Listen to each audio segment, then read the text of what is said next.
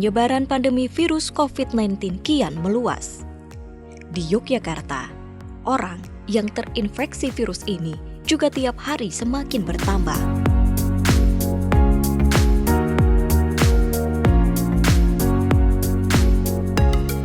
Sebagian besar kasus corona yang terjadi di Yogyakarta merupakan imported case atau virus yang dibawa dari luar daerah.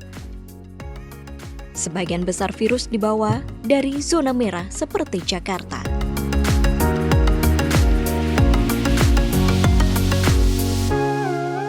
Perpindahan orang dari wilayah zona merah ke zona hijau merupakan salah satu cara penyebaran virus COVID-19. Sehingga perpindahan orang ini sebisa mungkin untuk diminimalisir.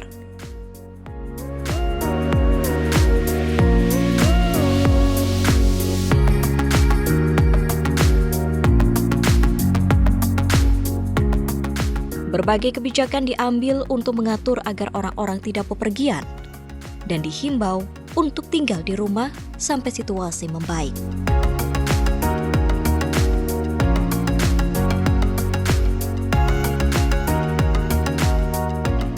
Banyak negara sudah menerapkan kebijakan lockdown, sehingga tidak ada warga yang bepergian tanpa aktivitas di luar rumah. Kebijakan lockdown akan menanggung banyak konsekuensi dan yang paling terdampak adalah sektor ekonomi.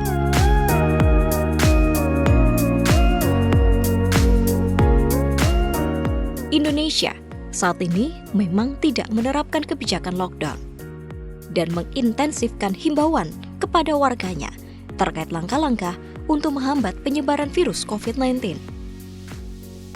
Langkah-langkah tersebut diantaranya adalah rajin cuci tangan dengan sabun dan air mengalir, menggunakan masker jika keluar rumah, tinggal di rumah, hindari kerumunan, dan lakukan physical distancing. Nah, terkait dengan tindak lanjut peraturan menteri itu, sebetulnya kami pemerintah daerah istimewa Yogyakarta dengan mendasarkan surat keputusan gubernur tentang tanggap darurat sudah melaksanakan operasi yang sifatnya persuasif, jadi sifatnya sosialisasi ke masyarakat untuk mengenakan masker, menjaga jarak, dan sejenisnya. Saat ini, untuk menekan penyebaran virus COVID-19, beberapa wilayah yang termasuk ke dalam zona merah menerapkan kebijakan PSBB atau pembatasan sosial berskala besar.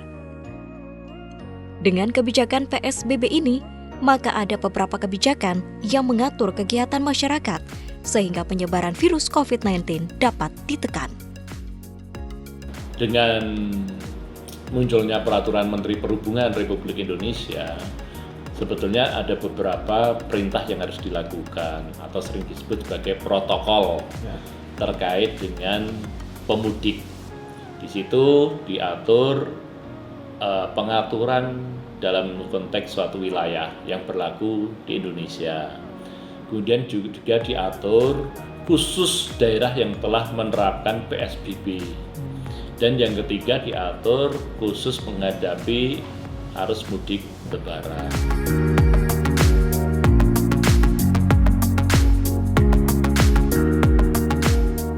Yogyakarta memang belum menerapkan kebijakan PSBB, namun sudah melaksanakan beberapa protokol PSBB dan menyebarluaskan himbauan kepada masyarakat untuk menekan penyebaran virus COVID-19.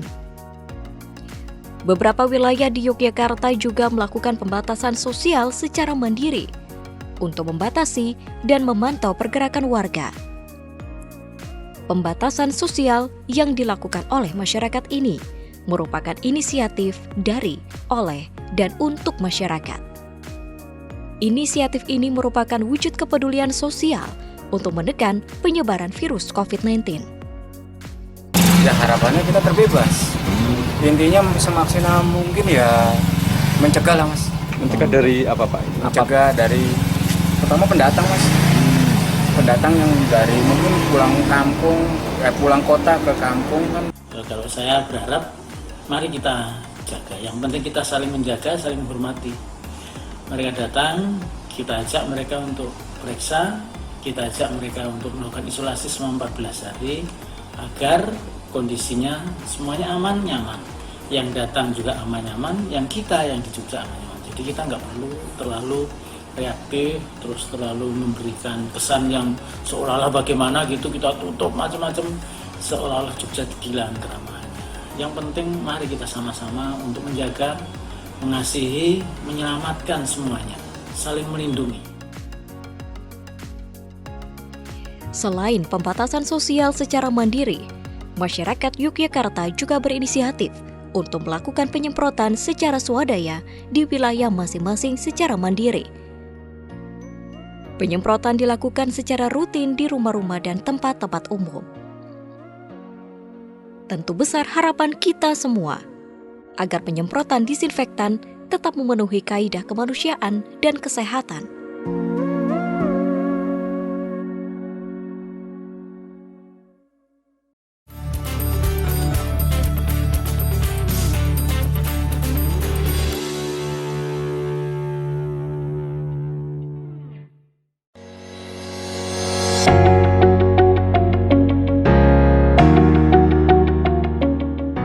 Tantangan besar yang akan dihadapi daerah dalam menekan penyebaran virus COVID-19 saat ini adalah arus mudik. Pemudik sebagian besar berasal dari kawasan zona merah, sehingga dikhawatirkan akan membawa virus COVID-19 dan berpotensi menularkannya di daerah.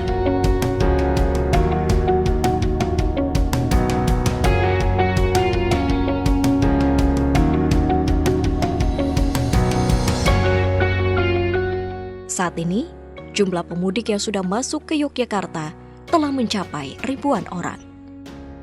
Jumlah ini diperkirakan baru sekitar 30% dari total jumlah pemudik yang diperkirakan masuk wilayah DIY. Pemerintah daerah bersama masyarakat sudah mempersiapkan pola penanganan pemudik ini.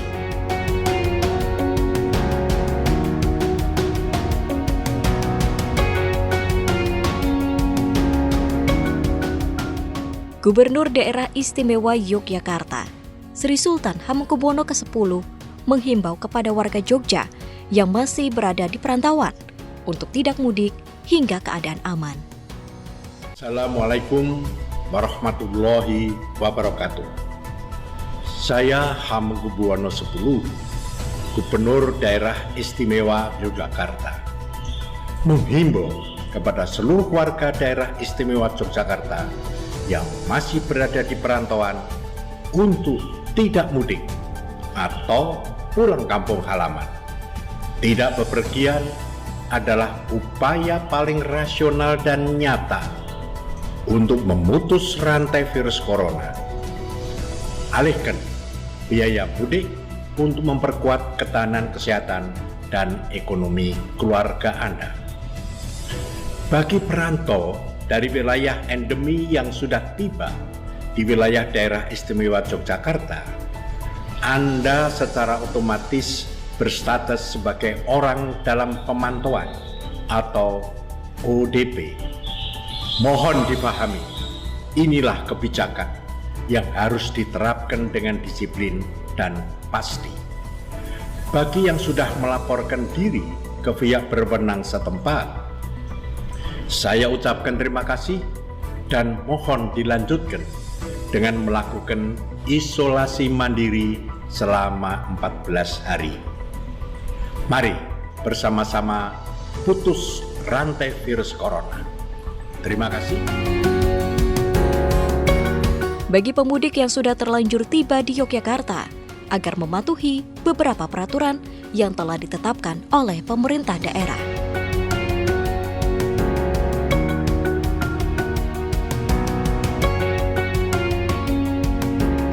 Pemudik yang sudah tiba di Yogyakarta, statusnya otomatis menjadi ODP atau orang dalam pemantauan. Dan mereka wajib untuk melaporkan diri ke wilayah masing-masing serta melakukan isolasi mandiri selama 14 hari. Pemerintah desa siap mendata siapa saja yang sudah datang ke wilayahnya. Banyak desa dan kelurahan yang sudah menyiapkan tempat untuk mengisolasi pemudik yang baru datang. Pemerintah desa bersama masyarakat bahkan siap membantu kebutuhan hidup pemudik selama masa isolasi.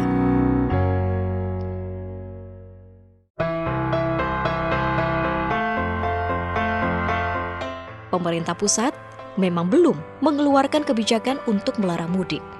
Namun, baru sebatas menyampaikan imbauan-imbauan dan menyosialisasikan tentang tata cara atau protokol mudik di situasi darurat corona. Beberapa pemerintah daerah masih mencari cara untuk menekan lonjakan mudik lebaran yang akan datang. Apa yang kemudian kita lakukan, saya ingin menyebut untuk moda pesawat, kemudian kereta api, kapal laut, itu protap yang ada sebagaimana saya sudah mengkoordinasikan dengan pihak Angkasa Pura dan PT KAI. Mereka sudah menerapkan protap kedatangan penumpang sebagaimana yang diamanatkan di Menteri Perhubungan. Sementara yang menjadi otoritas kami di daerah adalah bagaimana memberikan filter bagi penumpang yang menggunakan angkutan bus melalui terminal dan kendaraan pribadi di jalan raya. Pemerintah Daerah Istimewa Yogyakarta juga sudah mempersiapkan beberapa protokol untuk menghadapi pemudik. Pemerintah daerah telah memulai melakukan beberapa operasi persuasif, misalnya mengenai penggunaan masker untuk setiap pengendara dan jaga jarak dalam penggunaan alat transportasi.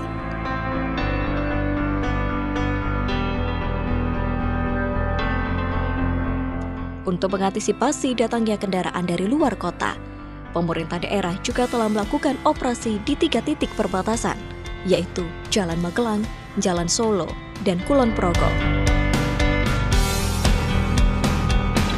Kemudian bagi kendaraan pribadi, dimulai dengan di perbatasan tadi, 3 perbatasan, itu kemudian kami akan melihat memenuhi syarat sosial atau physical distancing tidak, karena sudah ada ketentuan di peraturan menteri.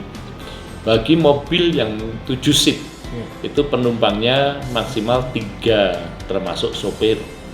Tapi untuk mobil yang 5 seat semacam sedan itu maksimal 2 dengan sopir. Artinya kalau saya menjumpai gitu praktek di lapangan kok belum social distancing atau physical distancing, inilah yang nanti petugas akan mengarahkan untuk melakukan itu. Tetapi kalau ternyata mobil itu mengangkut lebih dari ketentuan yang ada, maka saya akan punya kebijakan yang opsional. Satu, karena tidak mungkin dari Jakarta itu kan suruh balik gitu, karena Bapak Gubernur juga sudah memberikan arahan bahwa pendekatannya juga mendekatkan manusiawi gitu. Opsionalnya apa? Mau diperiksa di situ kesehatannya satu persatu gitu ya, tentu ada konsekuensinya. Mereka kan harus menunjukkan surat kesehatan dari dokter setempat. Yang kedua, kalau tidak menunjukkan gejala, ya nanti itu bagian dari pembinaan yang pada akhirnya walaupun itu adalah konsekuensi, sebetulnya masih dianggap melanggar karena physical distancing-nya tidak terpenuhi.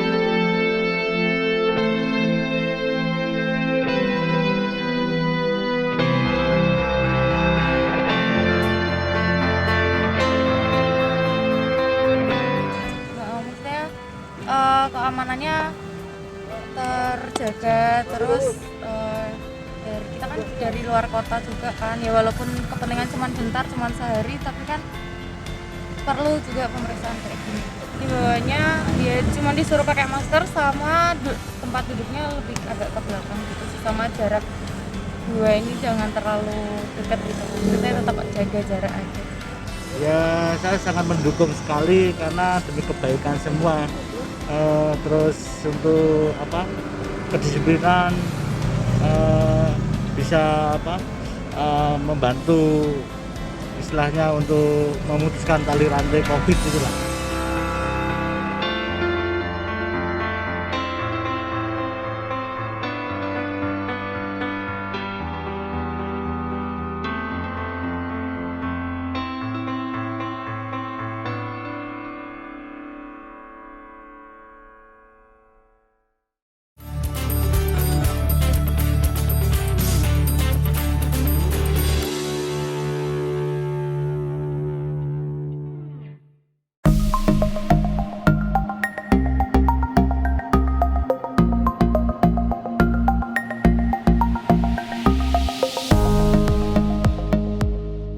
Kendaraan umum dan kendaraan pribadi masing-masing mempunyai peraturan yang wajib dipenuhi. Untuk kendaraan pribadi roda 2 dan roda 4 harus memenuhi persyaratan sebagai berikut. Setiap pengendara motor maupun mobil harus membawa surat keterangan daerah asal dan surat keterangan sehat. Sedangkan untuk kendaraan roda 4 harus memenuhi ketentuan physical distancing, yaitu untuk mobil kapasitas 7 tempat duduk maksimal hanya mengangkut 3 orang termasuk sopir, dan untuk mobil kapasitas 5 kursi maksimal hanya mengangkut 2 orang termasuk sopir. Dan untuk roda 2 dilarang berboncengan dan wajib menggunakan masker. Sedangkan untuk kendaraan umum seperti bus, Dinas Perhubungan Daerah Istimewa Yogyakarta mengeluarkan protokol kedatangan di terminal bus bagi pemudik atau pendatang yang memasuki wilayah Daerah Istimewa Yogyakarta berdasarkan Peraturan Menteri Perhubungan Republik Indonesia Nomor 18 Tahun 2020. Adapun protokol kedatangan di terminal bus antara lain, seluruh bus akap diwajibkan masuk terminal dan tidak boleh menurunkan penumpang selain di terminal. Bus yang sudah kosong disterilisasi. Penumpang cuci tangan dan wajib menyerahkan surat keterangan sehat, setelah itu diperiksa dengan termogan. Jika kondisi normal, akan diberikan surat keterangan sudah diperiksa dan dapat melanjutkan perjalanan ke tempat tujuan. Sedangkan jika kondisi tidak normal atau suhu badan mencapai 38 derajat Celcius atau lebih dan tidak membawa surat keterangan sehat, harus diperiksa di posko kesehatan. Bagi pendatang yang terindikasi mempunyai gejala sakit, akan diberikan surat keterangan sudah diperiksa dan wajib dikarantina khusus. Seluruh pendatang wajib melaporkan ke RT atau RW setempat dan wajib karantina mandiri di rumah.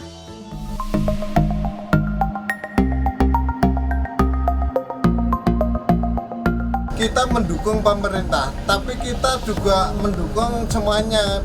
Seandainya nanti di dalam masyarakat itu ada keperluan harus sangat pulang, ya tetap pulang nggak apa-apa. Kita sediakan bisnya, satu 2 tempat duduk 1 kursi. Tapi kalau tidak berkepentingan mendesak, nggak usah pulang, di rumah saja. Oh, kalau mudik sih itu sih tergantung dari kita sendiri ya. Kalau emang stamina kita kuat, terus stamina kita udah bagus, terus persiapan kayak masker, kayak baju cuci tangan itu kalau sudah disediain sih ya, yang penting jaga diri aja Mas gitu. Sama orang lain kalau lagi wabah seperti ini kita harus jaga diri aja. Sebenarnya baik sih ya untuk kita semua karena himbauan pemerintah tuh nggak ada salahnya, karena kalau kita mudik pun kalau membawa wabah sama aja bohong, mendingan kita diam di rumah.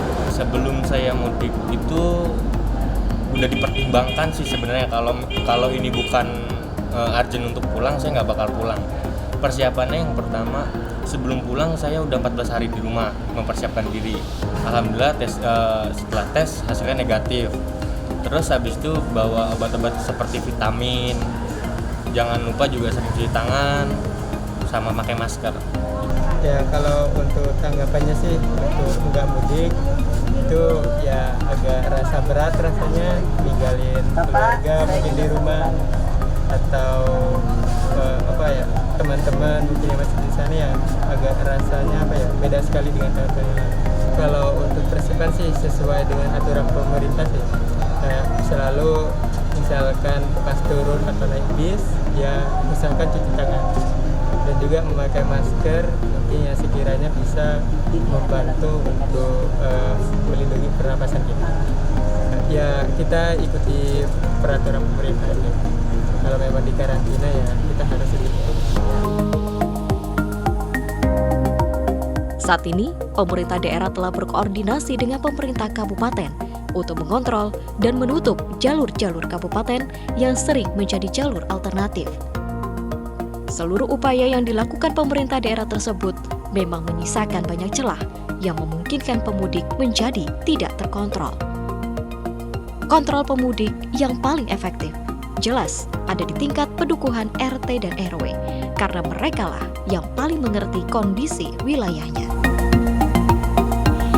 Rencana operasional ini tidak semata-mata mendasarkan mudik lebaran, tetapi kami memproyeksikan kemudian bagaimana mampu memutus mata rantai virus COVID-19 ini yang di perencanaan kami akan kita laksanakan setidaknya adalah 2 bulan ke depan.